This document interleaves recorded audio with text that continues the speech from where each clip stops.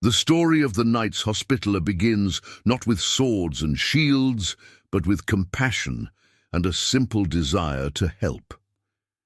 Imagine the dusty, crowded streets of Jerusalem in the 11th century. Pilgrims, after arduous journeys from distant lands, arrived exhausted, often sick and sometimes injured.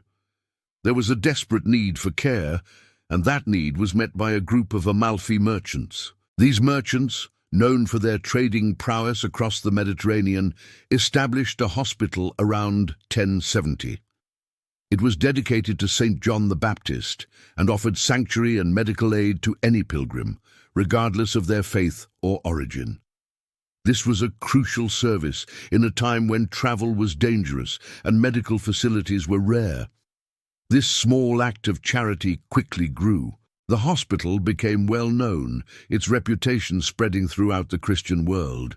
More and more people, inspired by its mission, joined its ranks, dedicating themselves to service. This expansion didn't go unnoticed. In 1113, Pope Paschal II officially recognized the institution with a papal bull. This recognition was a massive turning point. It granted the order independence from local secular and ecclesiastical powers, placing it directly under the protection of the Holy See. This meant they could own property, elect their own leaders, and were free from tithes, giving them a solid foundation to grow even further. However, the political landscape of the Holy Land was anything but peaceful. After the First Crusade, which saw the establishment of the Crusader states, the safety of pilgrims became a constant concern. Roads were dangerous, often raided by bandits or hostile forces. The unarmed brothers of the hospital soon realized that their charitable mission required a military arm. They had to protect those they served. This necessity led to a profound transformation. The order began to take on a military role, becoming a powerful force dedicated not just to healing, but to fighting.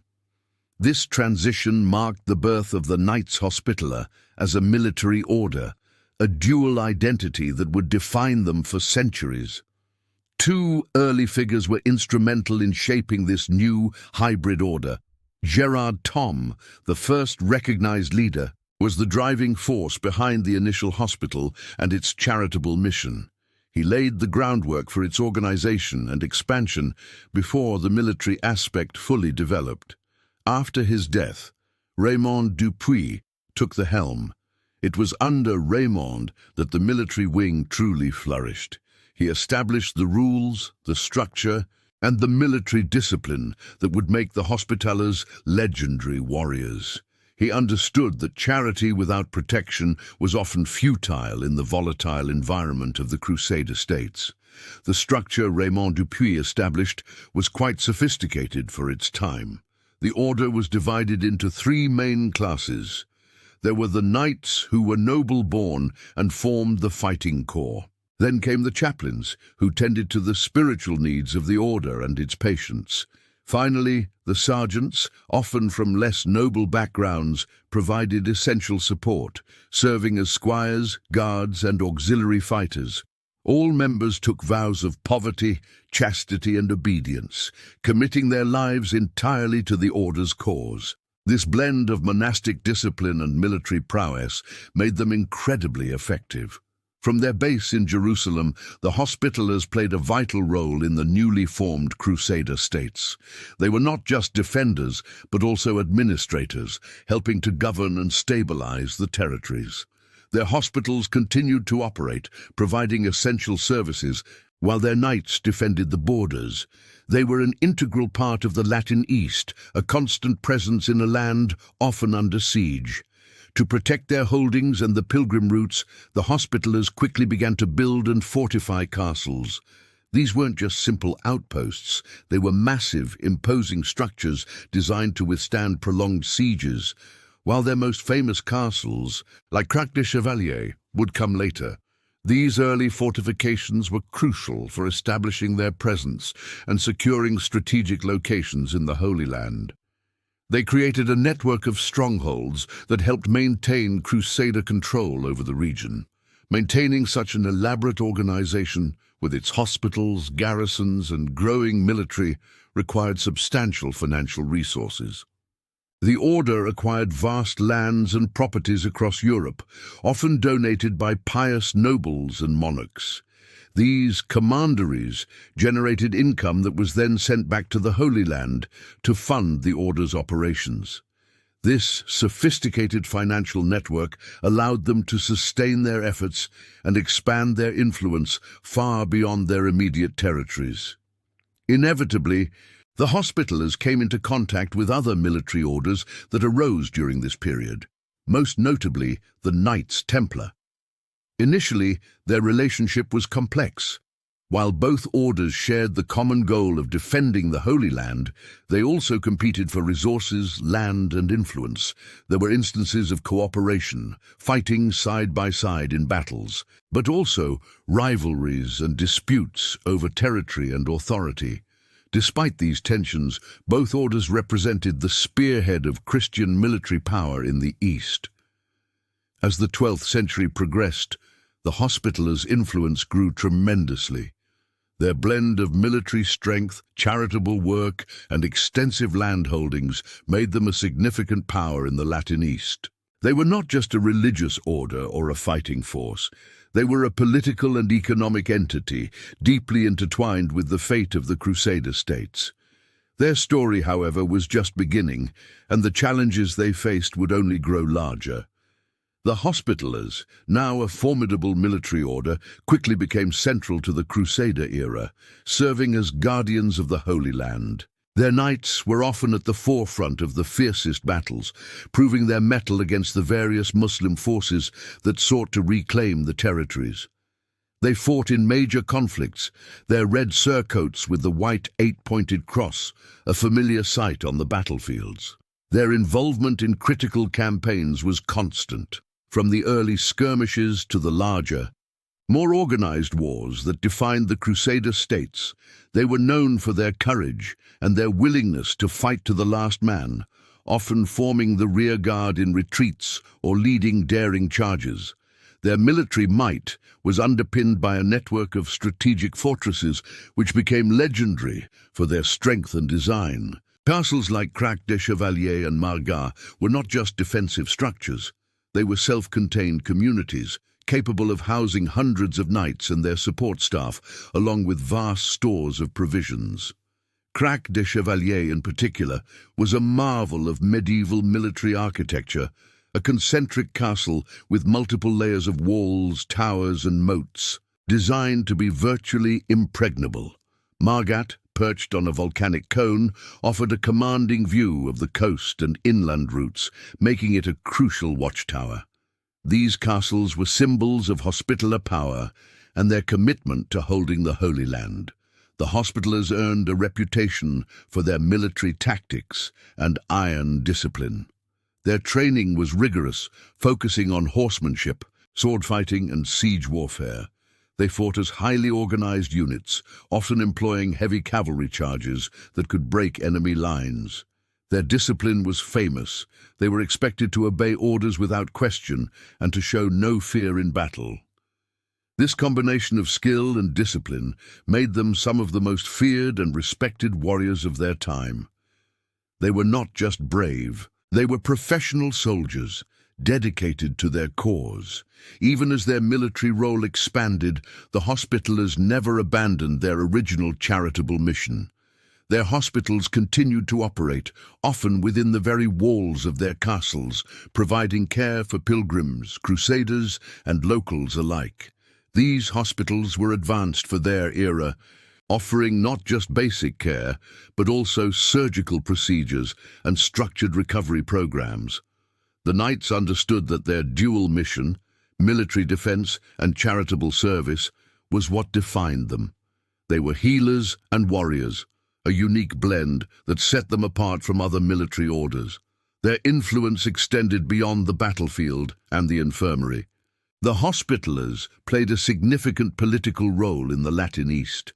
Their wealth, military strength, and widespread presence gave them considerable sway in the courts and councils of the Crusader states. Grand Masters of the Order were often consulted on matters of war and peace, and their opinions carried weight among the various Crusader lords and monarchs. They were a powerful, independent entity, sometimes allied with, sometimes in opposition to, the secular rulers of the region. However, life within the order was not without its challenges. There were internal conflicts and the constant need for reforms to maintain the order's ideals. Disputes over leadership, financial management, and adherence to their vows sometimes arose. Grand Masters worked to stamp out corruption and ensure that the knights remained true to their founding principles of poverty, chastity, and obedience.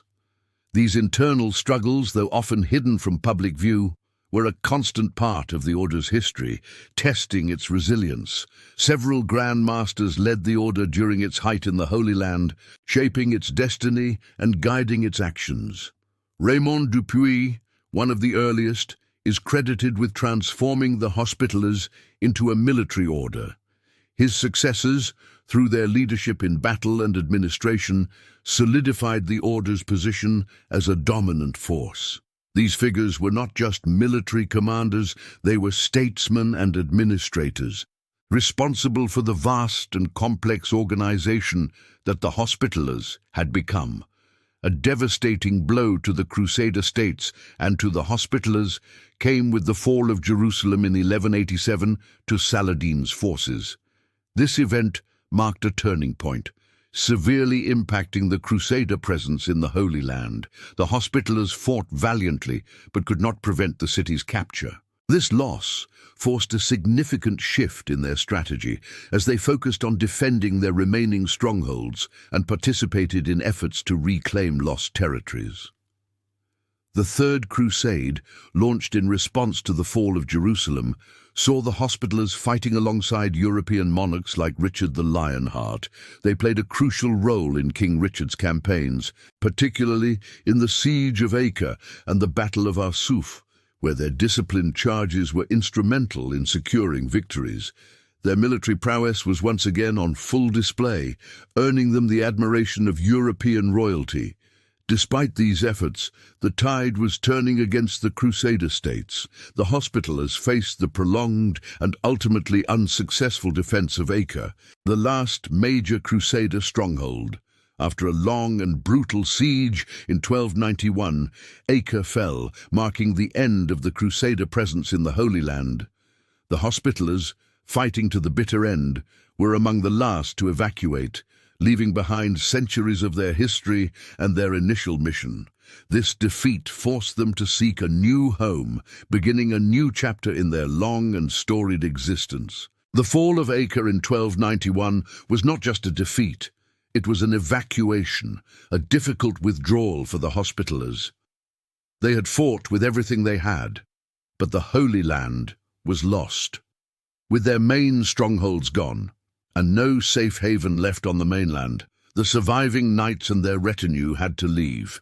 It was a somber journey, a retreat from centuries of their presence in the Levant. They gathered what they could, their treasures, their archives, and their wounded, and sailed away from the shores they had sworn to protect. This forced departure marked a profound shift, ending their direct involvement in the defense of the Holy Land. Their immediate destination was Cyprus. Establishing a base there presented both immediate challenges and new opportunities. The island, already held by the Lusinian dynasty, was a Christian outpost in the eastern Mediterranean, making it a logical, if temporary, refuge. However, it wasn't their own territory. The Hospitallers, accustomed to being masters of their own domains, now found themselves guests, subject to the local rulers. This situation required delicate diplomacy and careful negotiation to secure their position and ensure their continued operations.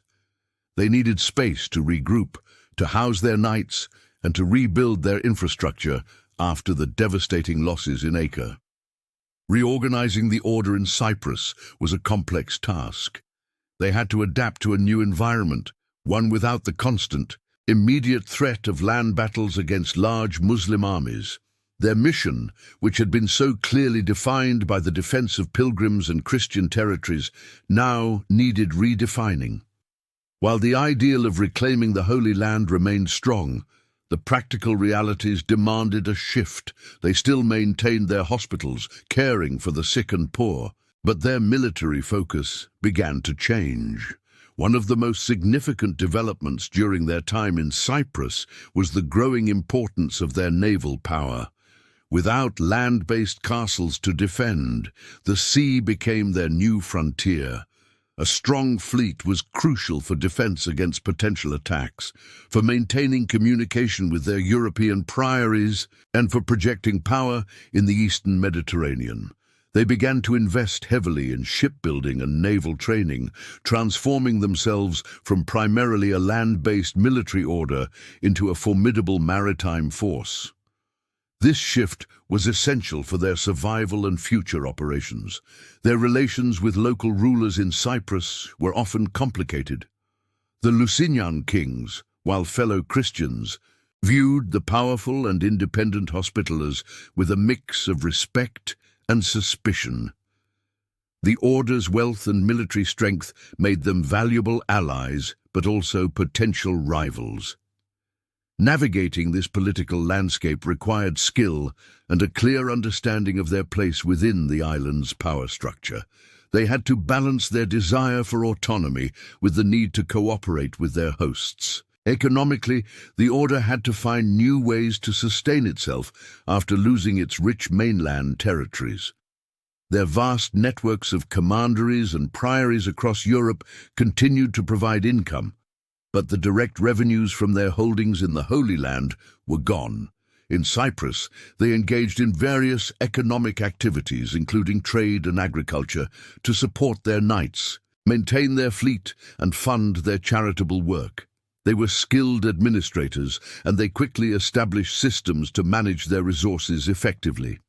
Despite their displacement, the continued crusading ideal remained a powerful driving force. The longing to reclaim the Holy Land persisted, a central tenet of their identity. Even from Cyprus, they harbored hopes of a new crusade, a return to Jerusalem.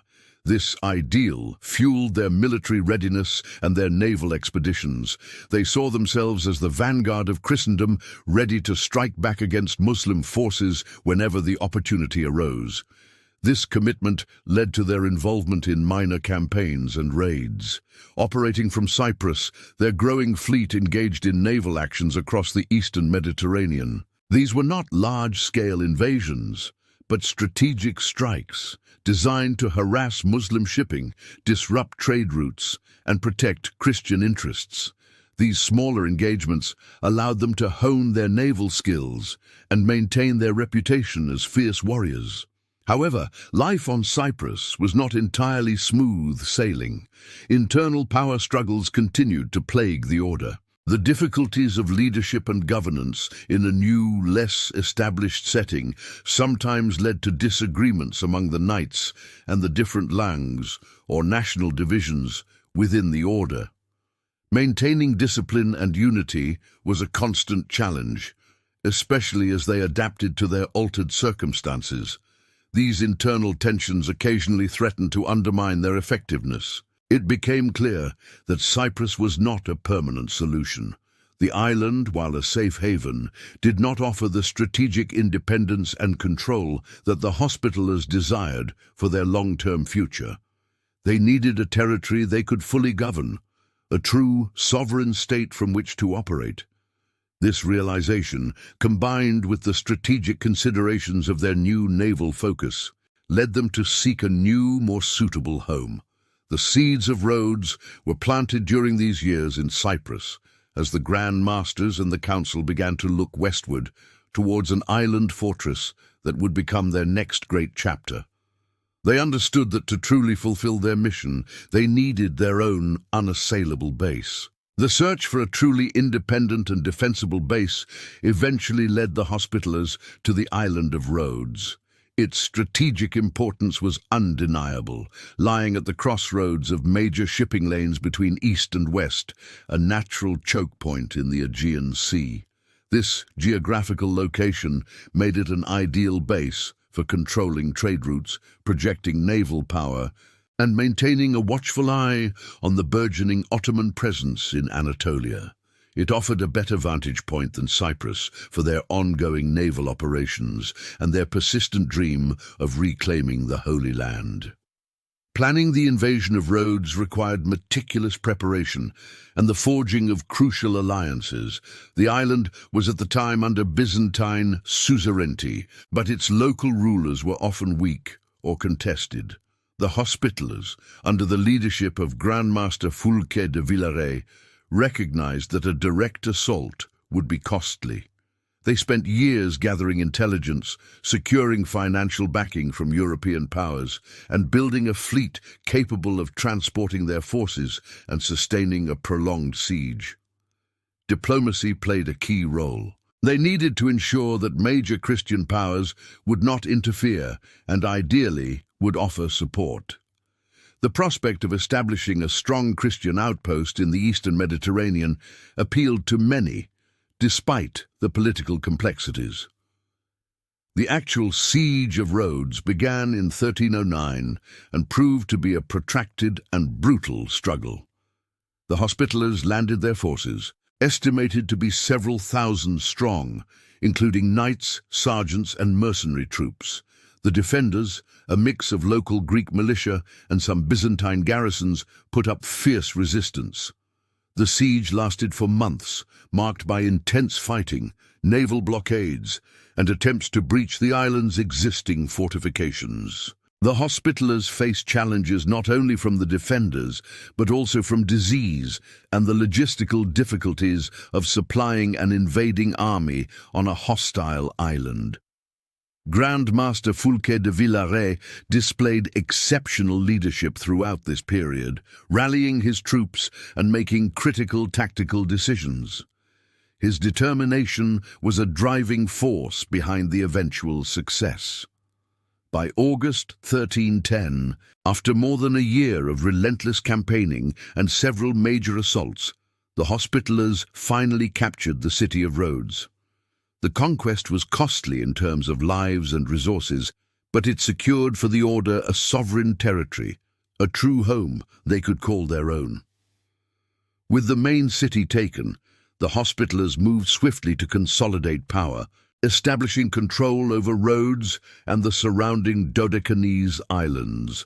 This meant asserting their authority over the local Greek population, integrating them into the new Hospitaller administration, and ensuring stability across their new domain.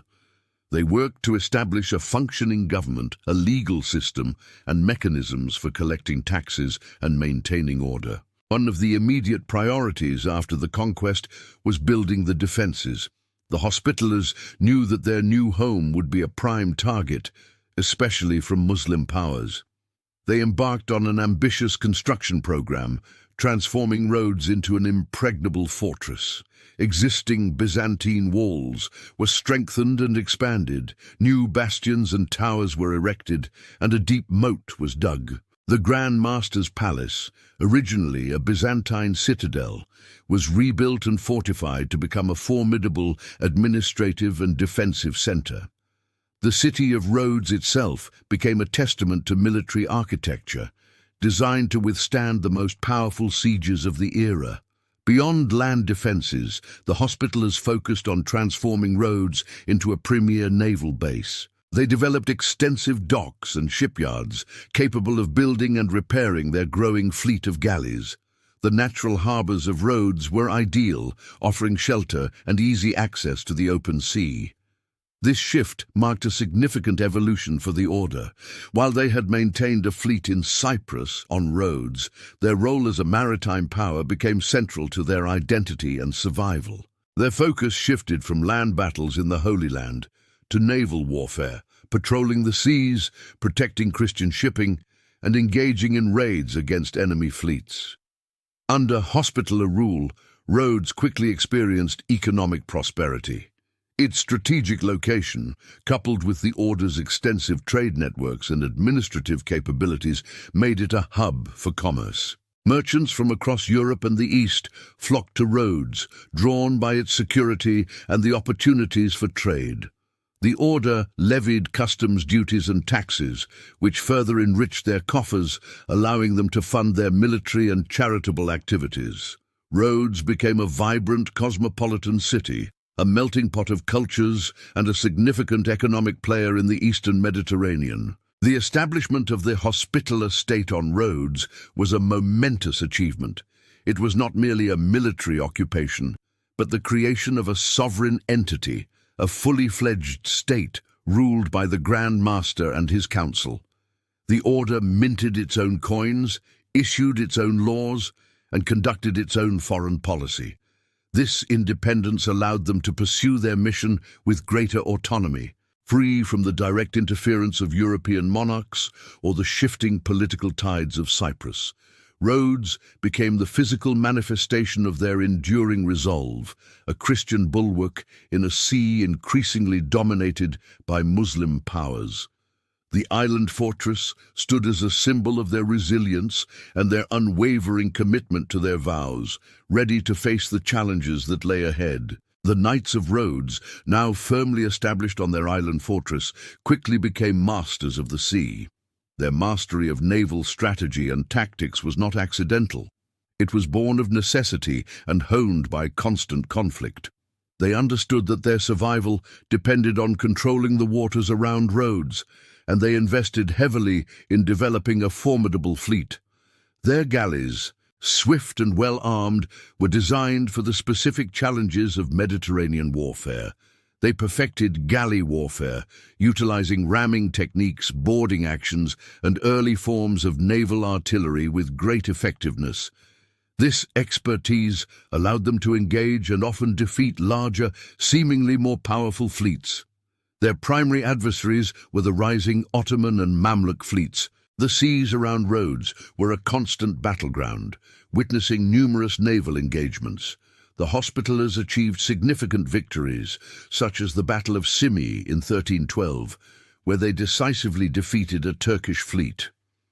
These victories were crucial, not only for protecting their own shipping lanes, but also for projecting power and disrupting enemy trade and military movements. However, they also suffered defeats, learning harsh lessons that only served to refine their tactics and improve their shipbuilding. Each encounter, whether triumph or setback, contributed to their growing reputation as fearsome naval warriors. Beyond large-scale battles, the Hospitallers were also heavily involved in piracy and privateering. This was not the indiscriminate raiding often associated with common pirates. Rather, it was a sanctioned and strategic form of warfare. They targeted Ottoman and Mamluk shipping, seizing valuable cargo, disrupting supply lines, and capturing enemy vessels. This activity served multiple purposes. It provided a significant source of income for the order, weakened their enemies economically, and allowed them to gather intelligence. While controversial in some circles, privateering was a recognized practice of the era and a vital tool in the Hospitallers' maritime arsenal. To survive and thrive in the complex political landscape of the Eastern Mediterranean, the Knights also became adept at diplomacy and alliances. They forged relationships with various European powers, seeking financial aid, military support, and political recognition. They also engaged with local potentates, often playing rival factions against each other to their advantage.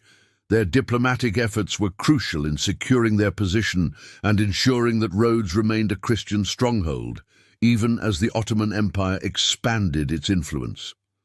The Grand Masters became skilled negotiators, navigating treacherous political waters with a shrewdness that belied their monastic vows. Within the city of Rhodes, the knights organized themselves into auberges, which were national divisions based on their linguistic and ethnic backgrounds.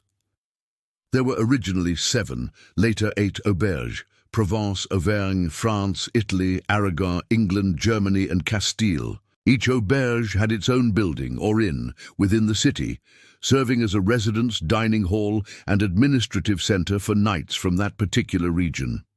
This system fostered a sense of camaraderie and identity among the knights, while also providing a structured system for governance and defense. The auberges were responsible for defending specific sections of the city walls, ensuring that each national group contributed to the overall security of the island. The Hospitallers were not just warriors, they were also master builders, leaving behind architectural marvels that still stand today. The Palace of the Grand Master, rebuilt and expanded after the conquest, became an imposing symbol of their power and authority. Its massive walls, towers, and courtyards were both a residence and a fortress, capable of withstanding prolonged sieges. The Street of the Knights, a beautifully preserved medieval street, was lined with the elaborate auberge, each showcasing the architectural styles of its respective nation. These buildings were not only functional, but also works of art, reflecting the wealth and prestige of the order. The city of Rhodes itself, with its intricate network of walls, gates, and bastions, became a living testament to medieval military engineering. Despite their military focus, the Hospitallers never abandoned their original religious and charitable work. Hospitals were maintained and expanded on Rhodes, providing care for pilgrims, the sick and the poor, regardless of their faith. The knights continued to uphold their vows of poverty, chastity, and obedience, even as they commanded fleets and armies. Churches and chapels were built, and religious ceremonies remained central to the order's daily life. This dual mission, combining martial prowess with spiritual devotion and humanitarian service, was a defining characteristic of the Knights Hospitaller on Rhodes. However, life on Rhodes was not without its challenges from within. Internal dissent and disputes over leadership occasionally flared up, testing the unity of the order. The diverse national backgrounds of the knights, while a source of strength, could also lead to rivalries and political maneuvering. Managing these internal conflicts required strong leadership and a commitment to the order's overarching mission. Grand Masters had to balance the interests of different auberges and maintain discipline among their often fiercely independent knights. Yet the greatest challenge loomed on the horizon, the rise of the Ottoman Empire. After the fall of Constantinople in 1453, the Ottomans became the undisputed superpower of the Eastern Mediterranean. Their ambition was boundless, and their military might was unmatched. Rhodes, a Christian outpost directly in their path, became an obvious and irritating obstacle to their expansionist goals. The knights knew that a confrontation was inevitable. The Ottomans made early attempts to dislodge the Hospitallers from Rhodes. These first Ottoman sieges, while not on the massive scale of later assaults, were clear warnings. They tested the island's defenses and the resolve of the knights. Each attempt, repelled with great difficulty, served to reinforce the Hospitallers' understanding of the immense threat they faced, and pushed them to further strengthen their fortifications and refine their defensive strategies. Rhodes stood as a defiant symbol, a thorn in the side of a rapidly expanding empire, preparing for the storm that everyone knew was coming. The storm everyone anticipated finally broke with the ambition of Sultan Mehmed II. Fresh from his monumental conquest of Constantinople, the Ottoman leader harbored an even greater desire to conquer Rhodes. He saw the island, a persistent Christian stronghold, as a glaring insult to his growing empire and a strategic roadblock to further expansion into the Mediterranean. Mehmed II was a man of immense vision and even greater ruthlessness, and Rhodes represented the next logical step in his grand design for Ottoman dominance. The Knights Hospitaller knew this. They had seen the signs, felt the tremors of his power spreading across the region. Ottoman preparations for the assault were on a scale rarely seen before. Mehmed II mobilized an enormous force, dwarfing previous attempts. Ships were built, cannons cast, and troops gathered from across his vast domains. The sheer number of men, the quantity of siege equipment, and the logistical challenges overcome to assemble such an army were staggering. Intelligence reports reaching Rhodes painted a grim picture, a massive armada, an overwhelming land force, all aimed squarely at their island fortress. The Hospitallers understood the gravity of the situation. This was not just another skirmish, but a full-scale invasion by one of the world's most powerful empires. In response, the Hospitallers, under the astute leadership of Grand Master Pierre d'Aubusson, made meticulous preparations. D'Aubusson was a veteran warrior and a brilliant strategist. He knew every inch of Rhodes's defences and had spent years strengthening them, anticipating this very moment. He ordered the reinforcement of walls, the digging of new trenches, and the stockpiling of supplies. Every available man, woman, and child on the island was mobilized to contribute to the defense, whether by carrying stones, preparing food, or tending to the wounded.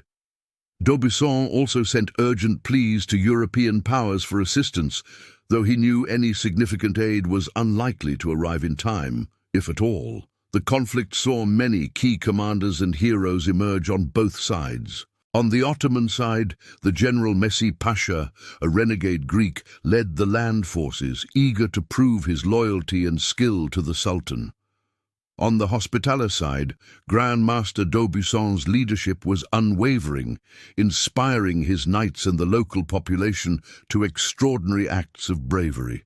Individual knights, like those defending the Italian and English towers, became symbols of resistance, holding their ground against seemingly impossible odds. The defenders, though vastly outnumbered, were united by a fierce determination to protect their home and their faith. The initial assaults were ferocious. The Ottoman fleet bombarded the city walls relentlessly, while their land forces launched wave after wave of attacks. The air was thick with the roar of cannons, the clang of steel, and the cries of battle. The Ottomans focused their efforts on specific sections of the massive fortifications, particularly the Jewish quarter and the Italian post, believing these to be the weakest points. They used massive siege engines, scaling ladders, and relentless human waves to try and overwhelm the defenders. The fighting was brutal, hand-to-hand combat often taking place on the very walls themselves. Despite the strength of the defences, the sheer force of the Ottoman assault eventually led to breaches in the walls. These moments were critical, leading to desperate counterattacks by the Hospitallers. Knights and local militia would rush to plug the gaps, fighting with a ferocity born of desperation. One particularly dangerous breach occurred at the Italian post, where Ottoman janissaries managed to gain a foothold. Grand Master d'Aubusson himself, wounded but undeterred, led a countercharge, rallying his knights and driving the invaders back.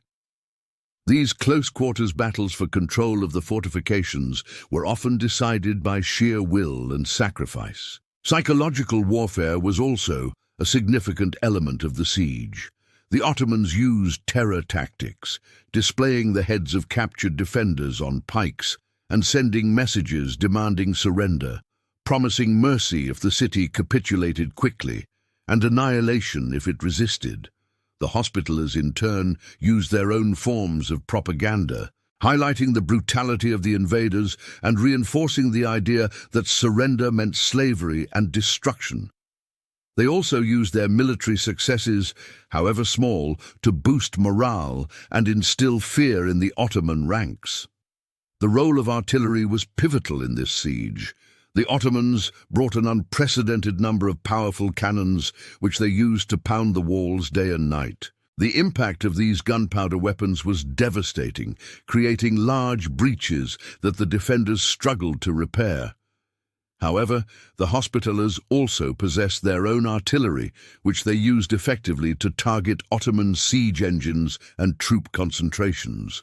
The constant exchange of cannon fire transformed the battlefield, making traditional medieval siege tactics even more perilous. This was a war entering a new era of destructive power.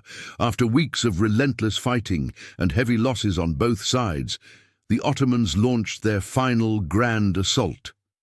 This was intended to be the decisive blow, a massive coordinated attack on multiple fronts, designed to overwhelm the exhausted defenders.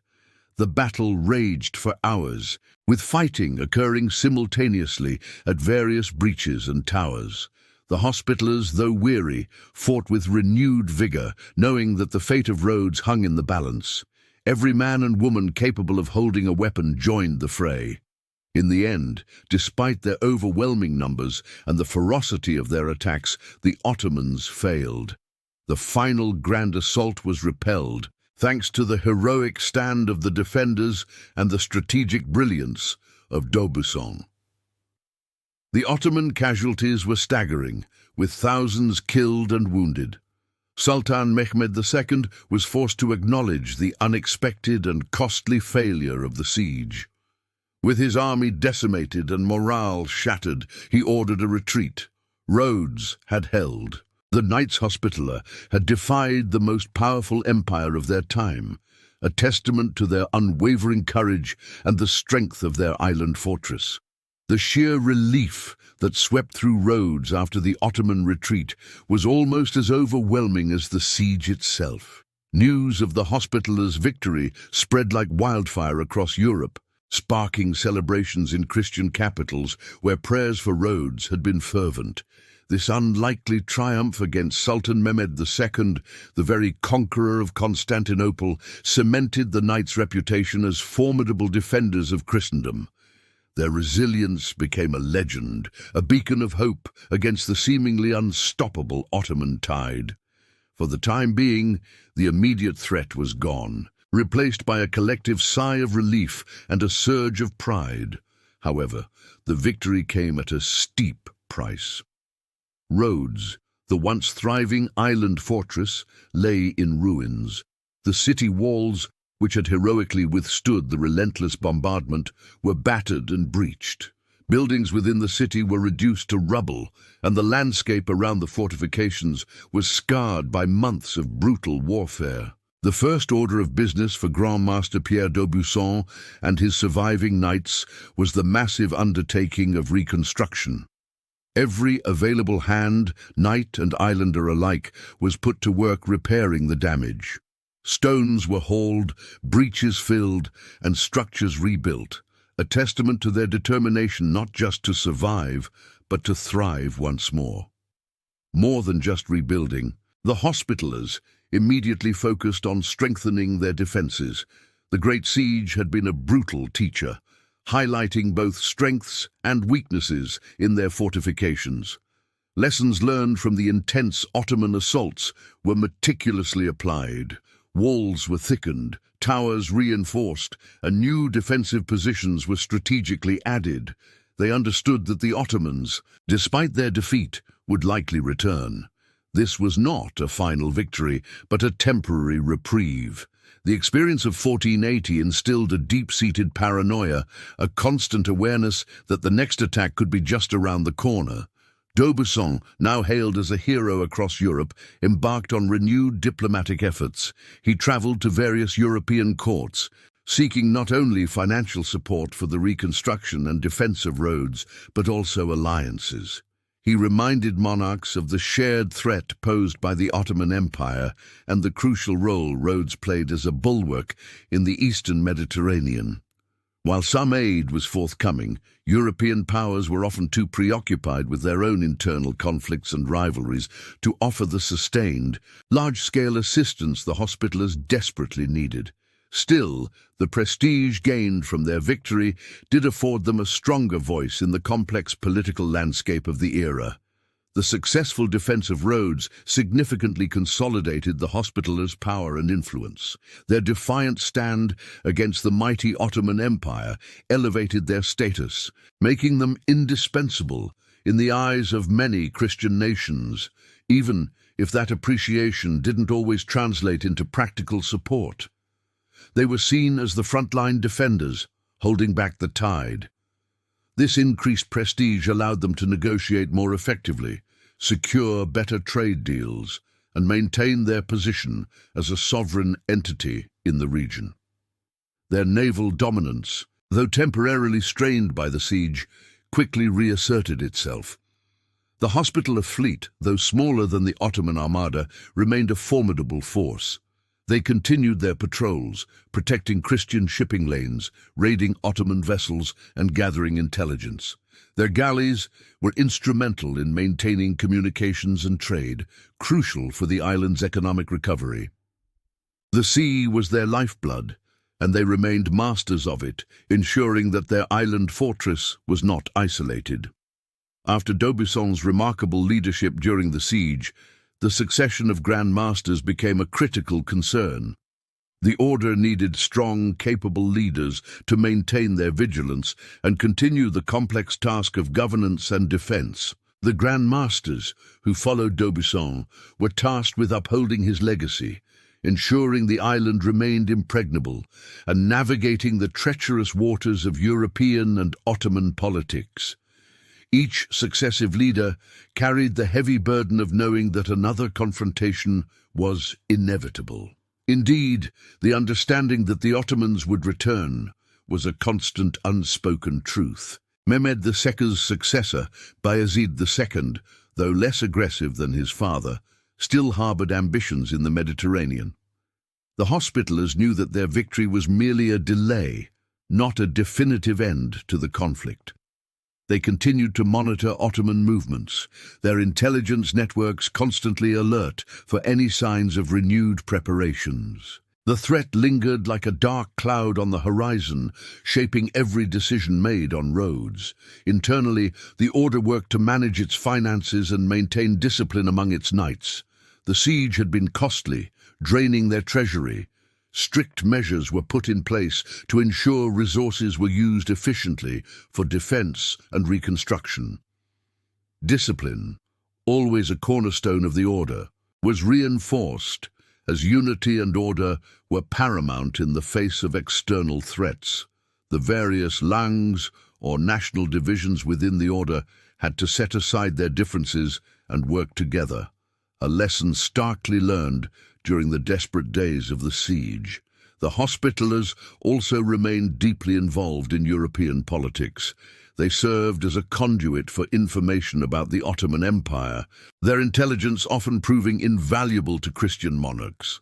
They participated in various diplomatic efforts aimed at forming broader alliances against the Turks, often acting as intermediaries.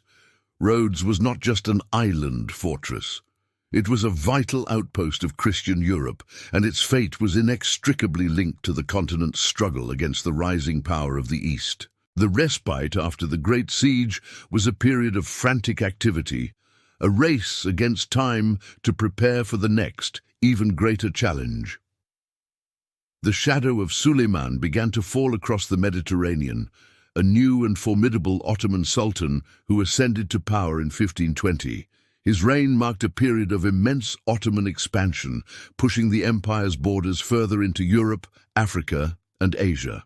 Suleiman the Magnificent, as he would become known, inherited a vast and powerful state, and his ambition matched his predecessor, Mehmed II, who had once tried to take Rhodes. The Hospitallers on their island fortress knew that this new sultan would not ignore them for long. Renewed hostilities quickly flared up. The relative calm after the 1480 siege was broken by increased skirmishes and naval battles between the Hospitallers and the Ottoman fleets.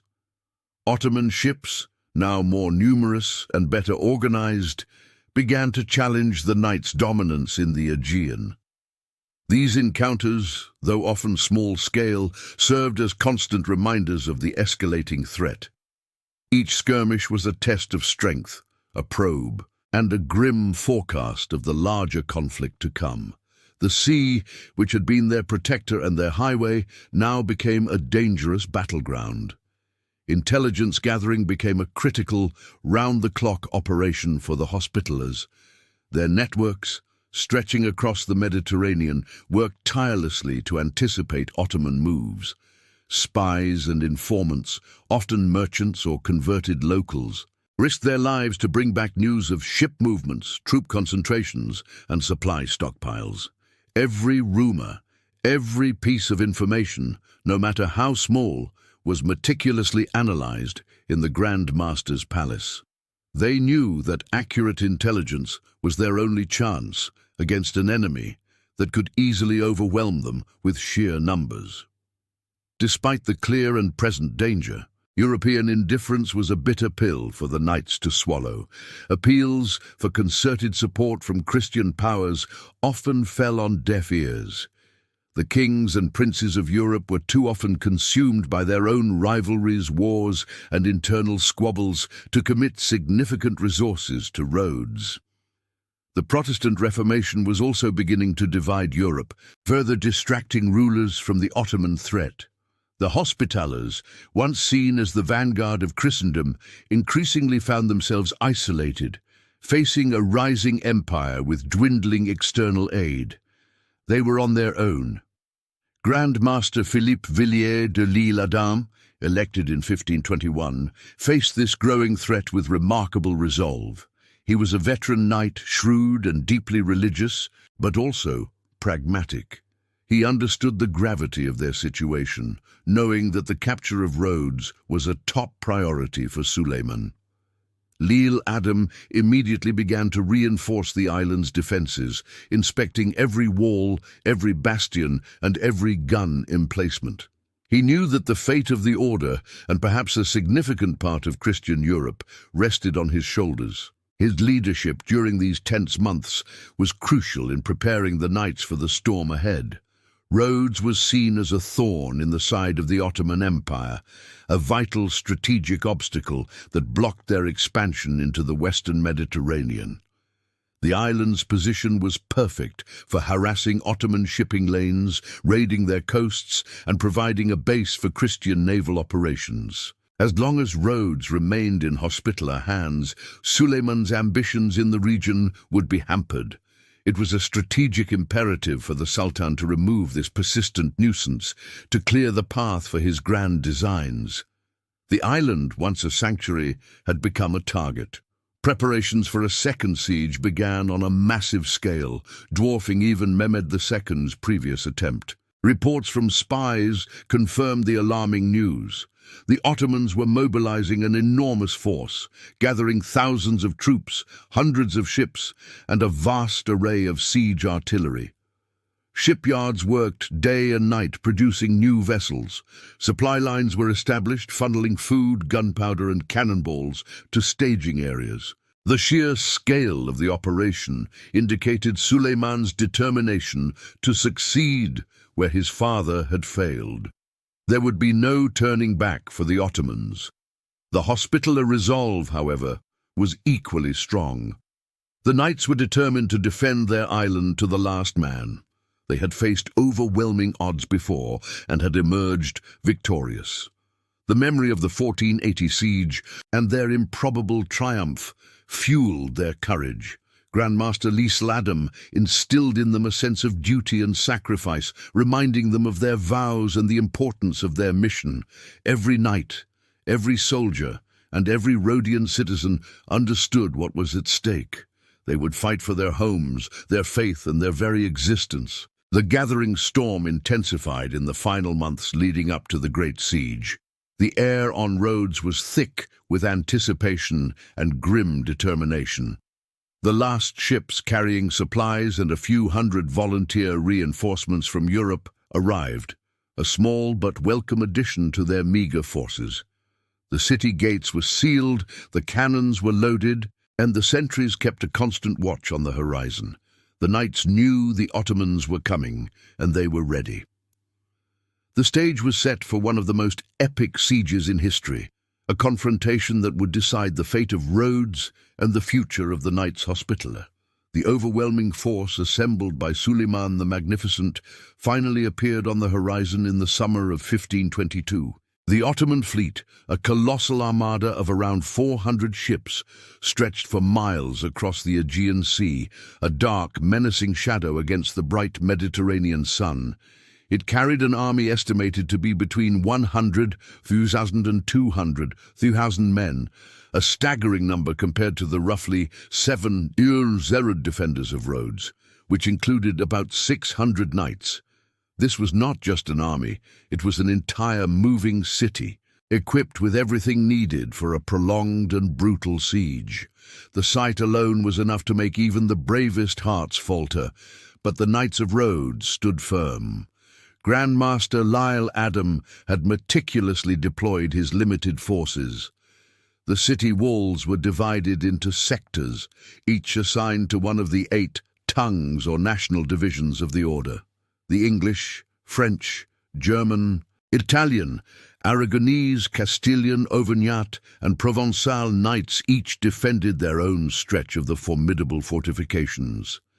This division fostered a sense of competitive pride, ensuring that each section would be defended with the utmost ferocity. Artillery pieces, though fewer in number than the Ottoman guns, were strategically placed, their positions carefully chosen to maximize their destructive power against the approaching enemy. Every man, woman, and child capable of holding a weapon or carrying supplies was assigned a role, transforming the entire city into a massive living fortress. The intense bombardment began almost immediately. Ottoman engineers, experts in siege warfare, set up their massive cannon, some capable of firing stone balls weighing hundreds of pounds. Day after day, week after week, the relentless artillery attacks pounded the city walls. The roar of the cannons was constant, shaking the ground and filling the air with dust and flying debris. Sections of the ancient walls, which had stood for centuries, began to crumble under the sustained assault. The defenders, however, responded with their own cannon fire, aiming at the Ottoman batteries and troop concentrations, trying to disrupt their operations. Beneath the ground, another, even more brutal war was being waged. Mining and counter-mining. Ottoman sappers, skilled in digging tunnels, began to burrow beneath the city walls, intending to plant explosives and create breaches. The Hospitallers, anticipating this tactic, employed their own counterminers.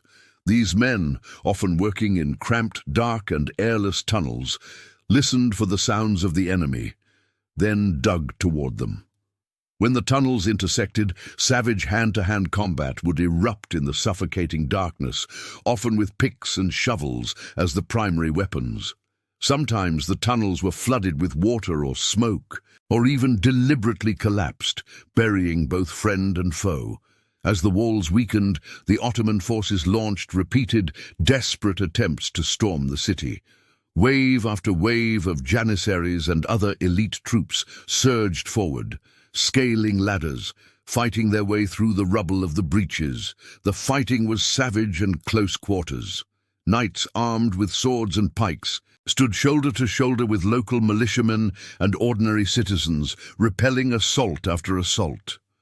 Boiling oil, Greek fire, and heavy stones were rained down upon the attackers, turning the areas beneath the walls into a deadly killing zone. The ground outside the city became littered with the bodies of the fallen. The Hospitaller courage and resilience became legendary during this period. Despite the overwhelming odds, the constant bombardment and the dwindling supplies, the defenders never gave up hope. Grand Master Lyle Adam was a constant presence on the battlements, inspiring his men, directing repairs, and tending to the wounded. His steadfastness was a beacon for everyone. There were specific heroic stands, like the defense of the English bastion, which endured some of the fiercest attacks, or the desperate struggle for the Jewish quarter, where every house became a miniature fortress. These critical turning points, where a small group of defenders managed to push back a much larger enemy force, fueled the morale of the entire garrison. The human cost of this prolonged siege was immense on both sides. Thousands of Ottoman soldiers died from cannon fire, disease, and the relentless assaults. The Hospitaller forces also suffered terrible casualties, their numbers dwindling day by day. The wounded filled every available space, stretching the Order's medical facilities to their breaking point. The city itself was a ruin, its buildings shattered, its streets choked with debris. Yet, the defenders fought on, their determination seemingly unbreakable. However, the siege was not without its shadows. There were rumors and suspicions of treachery within the city walls. A Greek knight, Damiral, was accused of corresponding with the Ottomans, allegedly providing them with information about the weakest points in the defences. He was eventually arrested, tried, and executed. Whether he was truly a traitor or a scapegoat remains debated, but the incident caused a flicker of distrust and despair among the already strained defenders, highlighting the immense pressure they were under. Despite the heroic defense, the inevitable outcome began to loom large. After months of fighting, the Hospitallers' resources were exhausted. Their gunpowder was running low, their food supplies were dwindling, and their manpower was critically reduced. The walls, though still holding, were battered beyond repair, with breaches too numerous to completely seal. Winter was approaching, but the Ottomans showed no signs of retreating. Suleiman was determined to take Rhodes, whatever the cost. The knights had fought with unparalleled bravery, but even the greatest courage could not overcome such overwhelming numerical superiority indefinitely. The time for a decision was fast approaching. The weight of the situation pressed down on Grandmaster Lyle Adam. He knew the end was near. After 2 months of relentless fighting, with no relief force on the horizon, he convened his council. The discussions were grim. Every option had been explored, every ounce of strength expended. To continue fighting meant certain annihilation for every man, woman, and child remaining in Rhodes.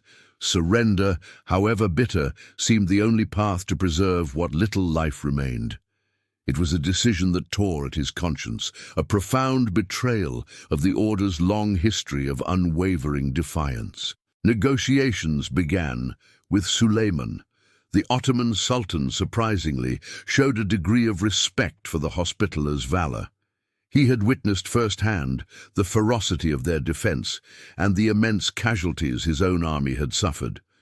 The initial terms offered were surprisingly lenient, a testament to the high cost of the siege for the Ottomans. Suleiman, wishing to avoid further bloodshed and recognizing the strategic value of an intact city, proposed that the knights and the island's Christian inhabitants could leave Rhodes unharmed, taking their possessions and even their cannons. They would be given 12 days to evacuate. No one would be enslaved, and their churches would not be desecrated. The terms were accepted, though with heavy hearts. The evacuation was a somber spectacle.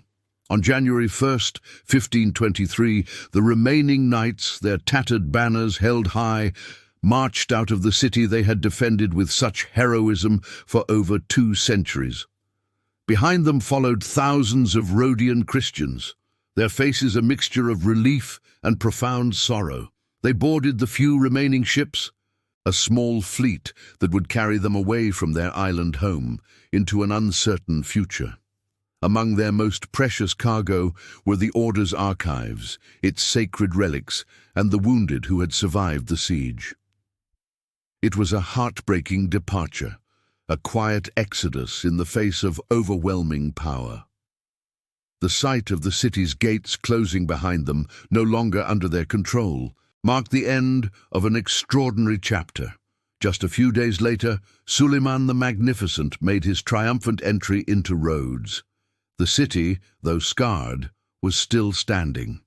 The Ottoman conquest of Rhodes was complete, a strategic victory that removed one of the last Christian obstacles to Ottoman expansion in the eastern Mediterranean.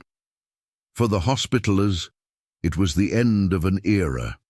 The fall of Rhodes meant the loss of their sovereign territory, the final major Crusader stronghold in the east. Their long presence, stretching from Jerusalem to Acre, then to Cyprus and finally to Rhodes, had come to an end.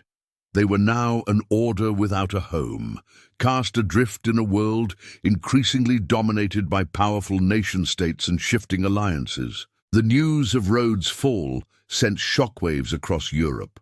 The initial reaction was a mix of admiration for the knights' incredible bravery and shame for the lack of concerted European support. Many Christian powers had been too entangled in their own conflicts or too slow to react to provide effective aid. Pope Adrian VI declared a period of mourning, lamenting the loss of such a vital bulwark against the Ottoman tide. While the courage of the Hospitallers was universally praised, the loss of their base was a significant blow to the order's image and influence. Their prestige, once formidable, now suffered from the stigma of defeat, however honourable. Grand Master Liesl Adam, despite the tragic outcome, emerged as a figure of immense moral authority. His leadership during the siege and his dignified handling of the surrender and evacuation had cemented his reputation.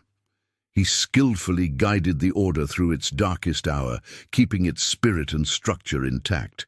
He knew that the order's mission, though changed, was not over.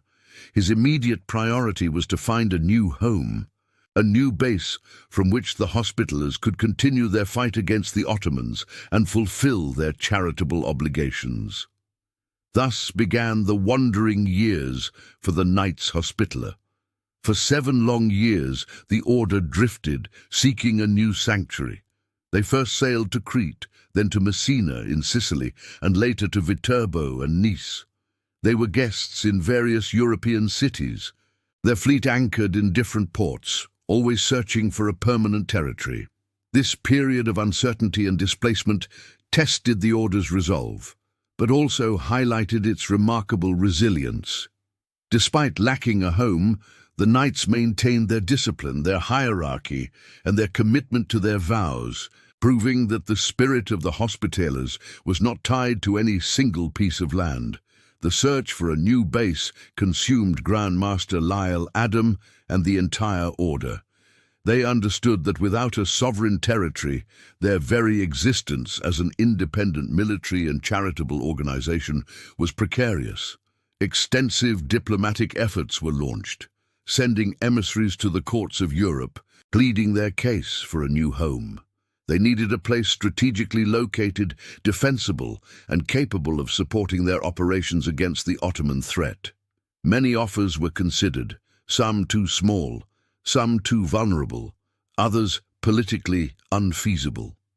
They sought not just land, but a sanctuary that could once again become a bulwark of Christendom.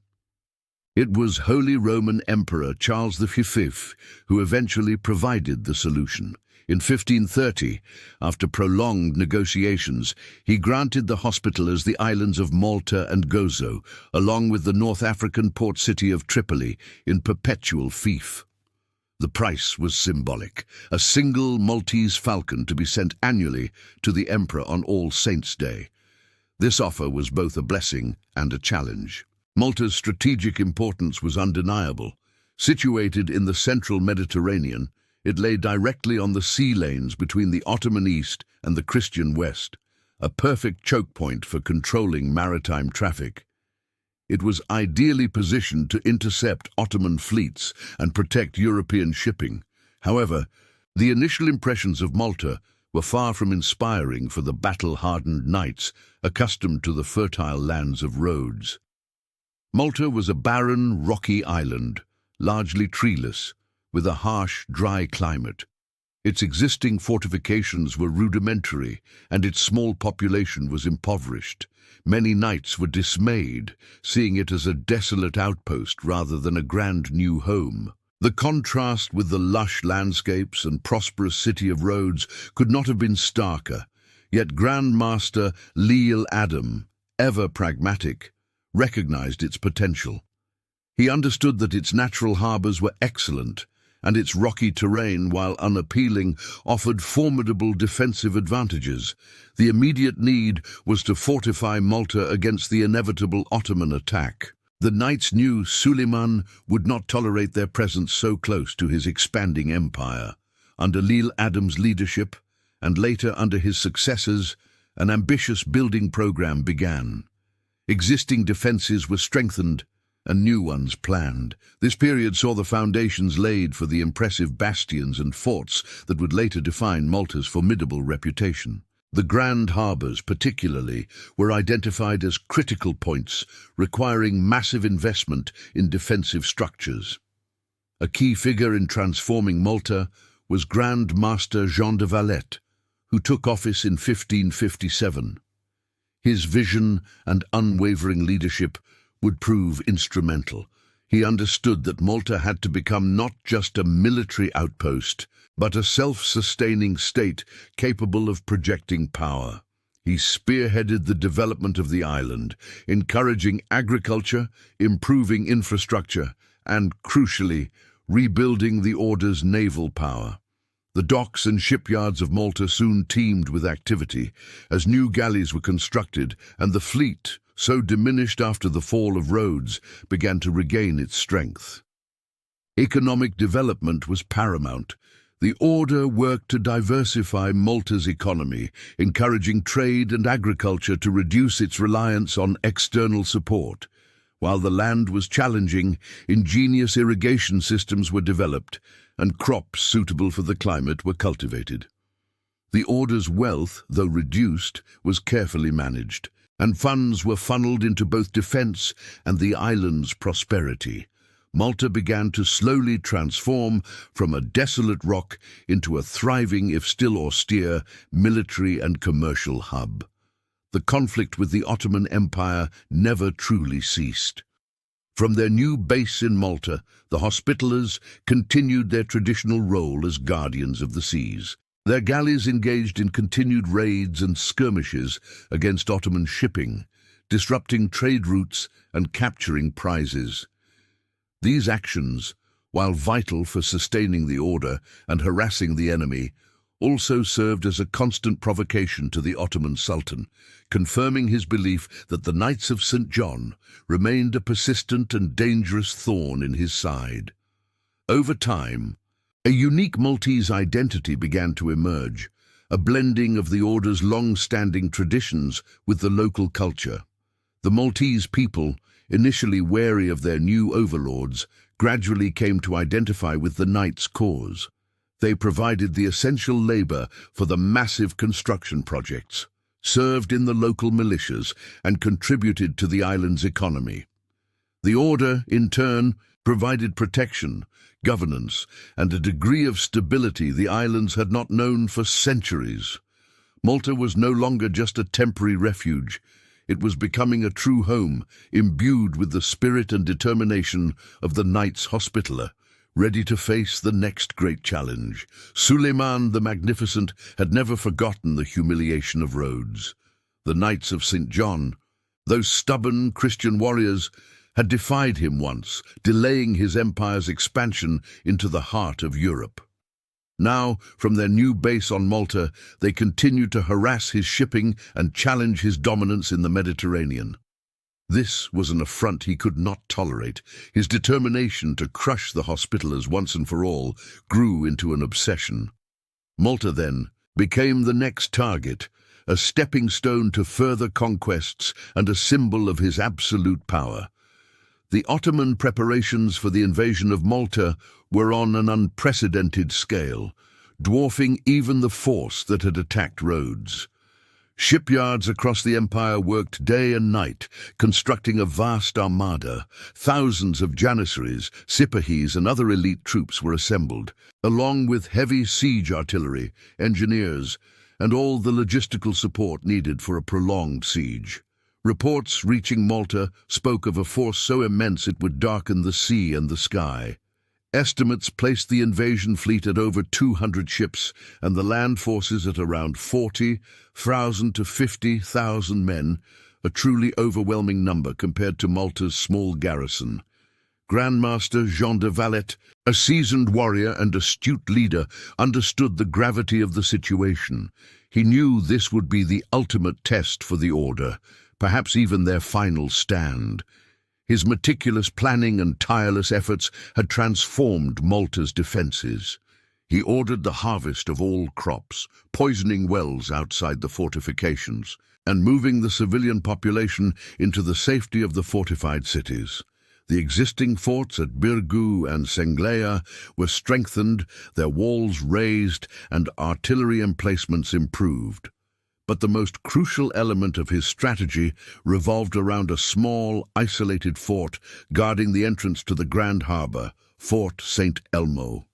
Fort St. Elmo was strategically vital. It stood on a promontory, a lone sentinel guarding the approaches to the two main harbours where the Order's ships were anchored. De Valette knew that if St. Elmo fell quickly, the entire defence of Malta would be compromised. He committed his best men, including many of the most experienced knights, to its defence, understanding that every day St. Elmo held out was a day gained for strengthening the inner defences of Birgu and Senglea.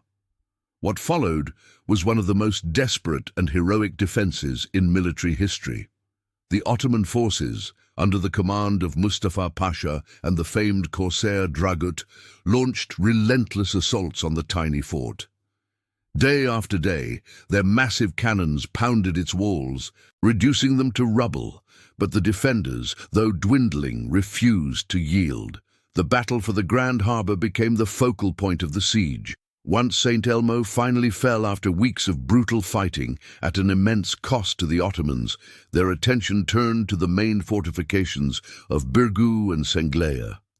These two fortified cities, protected by massive walls and bastions, were where the bulk of the Hospitaller forces, along with Maltese militias and a few hundred European volunteers, made their stand. The Ottomans launched wave after wave of attacks, using ladders, siege towers, and even floating bridges to try and cross the narrow stretch of water separating their positions from Senglea. Key commanders on both sides played critical roles. Mustafa Pasha, the Ottoman general, was a formidable adversary, but his initial overconfidence and underestimation of the Hospitallers proved costly. Dragut, the legendary Barbary pirate, brought invaluable naval expertise to the siege, though he was tragically killed early in the campaign. On the Hospitaller side, Grandmaster de Valette was the embodiment of courage and resilience. He was often seen on the battlements, personally directing the defence, inspiring his men with his unwavering resolve. The bravery of individual knights and Maltese fighters became legendary, with stories of men fighting until their last breath, holding breaches against impossible odds. Psychological warfare and propaganda were brutal tactics employed by both sides. The Ottomans would fire the heads of fallen knights into the fortresses to demoralize the defenders, while the Hospitallers retaliated by beheading Ottoman prisoners and firing their heads back. The sheer scale of the fighting, the constant bombardment, and the horrific loss of life created an atmosphere of terror and desperation. Yet the defenders held firm, fueled by their faith and their hatred for the invader. As the siege dragged on through the blistering Maltese summer, the situation for the defenders became increasingly dire. Their numbers dwindled, food and ammunition ran low, and exhaustion set in. Just as hope seemed lost, a small relief force known as the Great Relief, or Gran Soccorso, finally arrived from Sicily. This force, though not as large as hoped, boosted the morale of the defenders and surprised the Ottomans, who had been led to believe no such help would come. The arrival of fresh troops, combined with the onset of autumn storms and the heavy casualties suffered by the Ottoman army, forced Mustafa Pasha to make a difficult decision. The Ottoman retreat was decisive. The siege, which had lasted for over 3 months, ended in a crushing defeat for Suleiman the Magnificent. The imperial army, decimated by disease, starvation, and the fierce resistance of the Hospitallers, pulled back in disarray. Malta had held. This victory sent shockwaves across Europe. It was a profound triumph for Christendom, a moment of immense relief and celebration. The tiny island of Malta, defended by a few hundred knights and local fighters, had repelled the mightiest empire in the world. The Great Siege of Malta forever cemented the Order's reputation as indomitable warriors and protectors of the faith, proving that even against overwhelming odds, courage and determination could prevail. The victory at Malta was a turning point. a powerful symbol of resistance against Ottoman expansion, and it significantly bolstered European morale. The aftermath of the Great Siege left Malta devastated but triumphant. The island was scarred, its fortifications battered, and its people exhausted. Yet a sense of profound victory permeated the air. The Hospitallers had faced the full might of the Ottoman Empire and emerged victorious, a feat that resonated across Europe and beyond. Grand Master Jean de Valette, now a legendary figure, immediately turned his attention to rebuilding. He understood that while they had won a crucial battle, the threat remained. The first and most ambitious project was the construction of a new capital city, one that would be truly impregnable. This city, named Valletta in honor of the Grand Master, was meticulously planned and engineered. Its formidable walls, deep ditches, and strategically placed bastions were designed to withstand any future assault, a testament to the lessons learned from the siege. The construction of Valletta became a monumental undertaking, drawing on resources and expertise from across Europe, symbolizing Christian unity and defiance. Even as Valletta rose from the rocky soil, the Hospitallers continued their relentless war against the Ottomans. Their role in the Battle of Lepanto in 1571, a decisive naval victory for the Holy League against the Ottoman fleet, underscored their enduring military significance. Though the Order's direct contribution was smaller than in earlier conflicts, their ships and knights fought with their customary valor, proving that their spirit remained unbroken. However, the nature of the Order was slowly but surely transforming. With the Ottoman threat somewhat contained after Lepanto and the establishment of a secure base in Malta, the Hospitallers began to shift from a purely military role to one that encompassed more diplomatic and charitable functions. They continued their naval patrols, protecting Christian shipping and engaging in privateering against Ottoman vessels. But the grand crusading ideal began to wane. This transformation was also driven by growing economic challenges. Maintaining Malta's extensive fortifications, its powerful fleet, and its large complement of knights and personnel was incredibly expensive. The Order's revenues, traditionally drawn from its vast network of priories and commanderies across Europe, began to decline.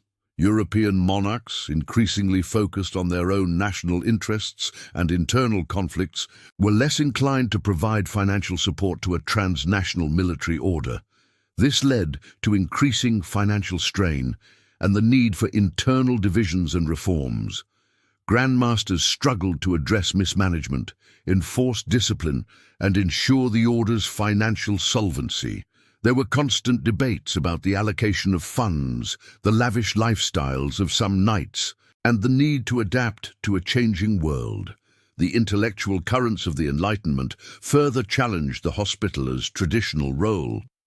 As reason and secularism gained prominence, the concept of a monastic military order dedicated to crusading seemed increasingly anachronistic to many European elites. The order, rooted in medieval chivalry and religious zeal, found itself struggling to justify its existence and relevance in an age that valued scientific progress and national sovereignty over religious wars. Their continued privateering, while economically necessary, was also seen by some as little more than state-sanctioned piracy, further eroding their moral standing. The French Revolution, which erupted in 1789, delivered a devastating blow to the Order. Revolutionary ideas of liberty, equality, and fraternity swept across Europe, leading to the confiscation of church lands and the dismantling of aristocratic privileges. The Hospitallers, as a wealthy, aristocratic and religious institution, became a prime target. Their extensive landholdings and commanderies in France, which had for centuries provided a significant portion of their income and recruits, were seized by the revolutionary government. This loss of European priories was catastrophic, crippling the Order's financial foundations and severing vital links to its traditional support bases. Other European nations, influenced by the French example, or simply opportunistically seeking to consolidate power, followed suit, confiscating hospitaller assets within their borders. This systematic erosion of their financial and political power led to the gradual end of the order's sovereignty. Malta, though physically impregnable, became increasingly vulnerable politically and economically. Without the steady flow of funds and recruits from its European holdings, the order struggled to maintain its defences and its fleet. The once formidable Knights of Malta, still revered for their past glories, found their present increasingly precarious. Their independence, once fiercely defended against the Ottoman Empire, was now threatened by the shifting political landscape of Europe, a landscape that no longer had a place for independent military religious orders. The stage was set for the final, almost anticlimactic loss of their sovereign territory, not to a grand siege, but to the swift, calculated maneuvers of a new European power. The precarious position of the Hospitallers on Malta, stripped of their European priories and facing financial ruin, left them exposed. The new European power that would deliver the final blow was France, under the command of Napoleon Bonaparte. In 1798, Napoleon, en route to his Egyptian campaign, saw Malta as a crucial strategic point in the Mediterranean. He approached the island with a massive fleet, presenting the knights with an impossible choice. Grand Master Ferdinand von Hompesch zu Bolheim, a man ill-suited for such a crisis, decided to surrender. This controversial decision to cede Malta to the French was made almost without a fight, a stark contrast to the heroic defences of Rhodes and Malta centuries earlier. The once proud Order, guardians of Christendom, yielded their sovereign territory in a matter of days. The surrender sent shockwaves through Europe and within the Order itself. Many knights, especially those from the French line, felt betrayed by their Grand Master and by the turn of events. The French quickly plundered the Order's treasury, looted its churches, and expelled the knights.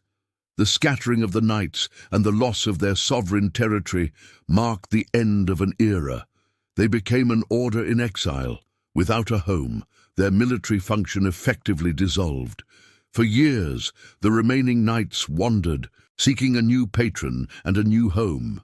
There were attempts at restoration, with various European powers briefly considering granting them territory, but nothing materialized.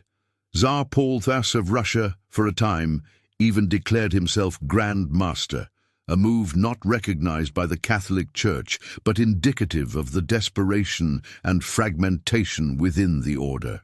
Throughout the 19th and early 20th centuries, the Order struggled to redefine itself. Stripped of its military and territorial aspects, it gradually refocused on its original charitable and humanitarian mission. It transformed into a purely philanthropic organization, dedicated to assisting the sick and the poor, providing medical aid and offering humanitarian relief. This shift allowed the Order to survive in a world that no longer had a place for armed monastic orders. Today, the Order of Malta, officially known as the Sovereign Military Hospitaller Order of St. John of Jerusalem, of Rhodes and of Malta, continues its work.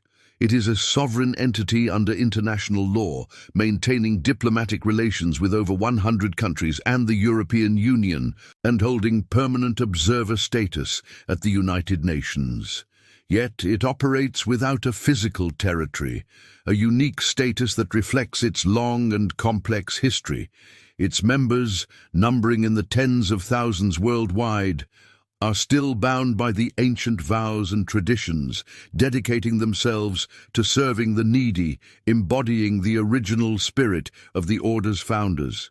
The Hospitaller legacy is immense and multifaceted. Their contributions to medicine are undeniable, from the advanced hospitals they established in Jerusalem, Rhodes and Malta, to their pioneering work in hygiene and patient care. Their architectural marvels, particularly the fortifications of Rhodes and Malta, stand as enduring testaments to their military prowess and engineering skill. They shaped military history, innovating in siege warfare, naval tactics, and the construction of impregnable defenses. Beyond the battlefield, they were also significant patrons of art and culture, leaving behind a rich artistic heritage. The lessons from their rise and fall are profound. They illustrate the power of adaptability, the importance of a clear mission, and the challenges of maintaining relevance in a constantly changing world. Their story is one of unwavering faith, extraordinary courage, and remarkable resilience in the face of overwhelming odds.